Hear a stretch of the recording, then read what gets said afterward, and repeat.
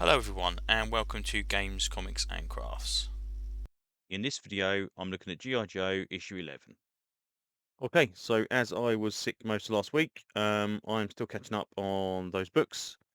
We're going to start with G.I. Joe 11. So this is the end of this kind of story arc, pretty much.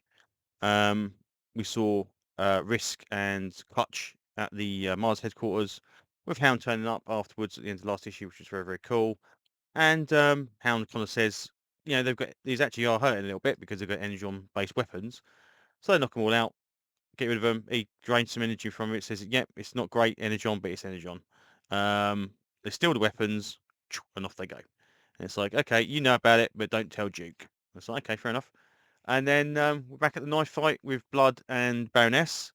And yeah, it kind of just sparring off against each other as well. CoverGirl's stopping Raptor. So, oh, she'll never stop Raptor. It's fine. Um, but Raptor is not quite as clever as he thinks he is, because CoverGirl managed to get on top of him before he's even noticed. And even with his little birdie friends, can't fight him off. Meanwhile, the knife fights continue to go on.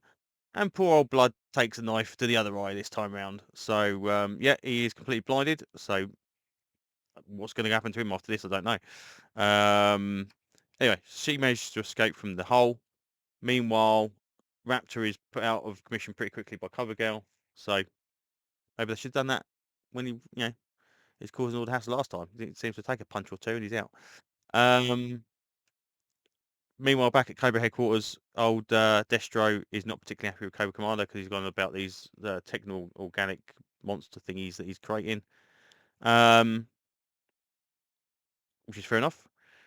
And Clutch and Risk return back to base. And it's like, oh, okay. You know, oh, we've been fine. And it's like, well, that's weird. Well, it's just fair enough because Risk is a bit of a knobhead most of the time. So that's it. And they're just about to kind of get worried about Baroness coming back. And she turns up with CoverGirl. It's like, oh, that was actually quite good. Maybe next time we go somewhere nice, it'd be quite good and all this kind of stuff. It's like, okay, fair enough. And then Flag is kind of observing them as they're doing this thing. And it's like, okay, right, you three can stand down now. You haven't got to go after Fetcher instead.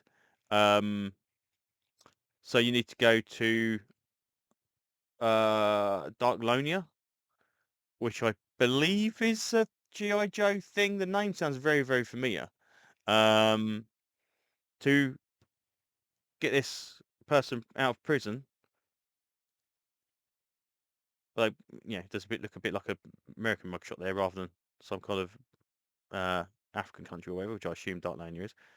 But codename Shooter, and not being funny, I just think that I don't know if there's a character that's new or if it's an established character. Shooter's kind of a pretty poor name. It's not exactly shooter. Do they shoot things? Probably. Don't think it's a very good name. Clutch, okay, that there's it makes sense. They're kind of to do with cars and stuff like that, but it's not like he's called Driver. But anyway, so next issue, I believe, is the night watch, whatever they're called, undercover dudes, which would be pretty cool.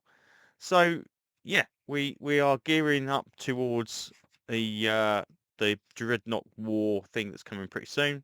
A little bit of a preview of the Transformers 25, which looks very, very nice. Kind of obviously a much cleaner art style than we've seen in the previous ones, but yeah, still pretty decent.